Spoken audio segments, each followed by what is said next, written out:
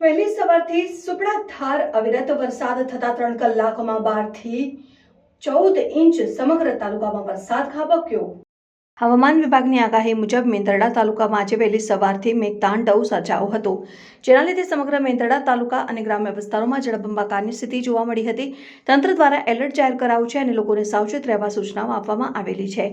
સુપડા ધાર મેઘતાંડવ થવાને કારણે તાલુકાના દાત્રાણા ગામે 6 કલાકમાં 14 ઇંચ જેટલો વરસાદ ખાબક્યો હતો અને આજુબાજુના તમામ વિસ્તારો પાણીમાં ગરકાવ થયા હતા અને મેંદરડા દાત્રાણા ખડિયા રોડ બ્લોક થયેલ હોય તેવી જ રીતે મેંદરડાની સાસણ તરફ જતા રોડ પર કમરડૂબ પાણી ભરવાના કારણે વાહન ચાલકોને લોકોને અસર થવા પામેલ હતી।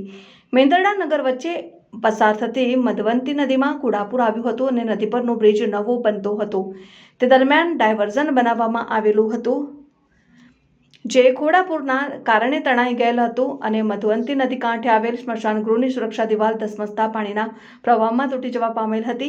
મેંદરડા તાલુકાના ખેડૂતોને મોટું નુકસાન થવા પામ્યું છે। મેંદરડાના ઇતિહાસમાં ખૂબ મોટા પ્રમાણમાં વરસાદ થવાથી ખેતરોનું ધોવાણ થતા જગતના તાતે ખેતરોમાં વાવેલા પાકો અને માટી સહિત પાણીના પ્રવાહમાં તણાઈ ગયા છે। હાલ ખેડૂતોની સ્થિતિ પડ્યા પર પાટું સમાન છે। મધુવંતી માલણકા ડેમ ઉપર ખૂબ મોટા પ્રમાણમાં મેઘરાજાએ તોફાની બેટિંગ કરતા મધુવંતી ડેમમાં ખૂબ મોટા પ્રમાણમાં પાણીની આવક થતાં મેંદરડાનું જીવાદોરી સમાન માલણકા મધુવંતી ડેમ ઓવરફ્લો થતા લોકોમાં કहीं ખુશી કहीं ગમની સ્થિતિ જોવા મળી રહી છે।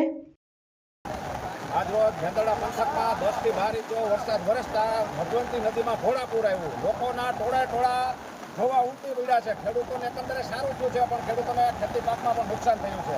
અત્યારે મધવંતીનો ડાયવર્ઝનનો જે પુલ હતો એ પણ તૂટી ગયો છે। અત્યારે લોકો જોવા આવ્યા છે ખૂબ।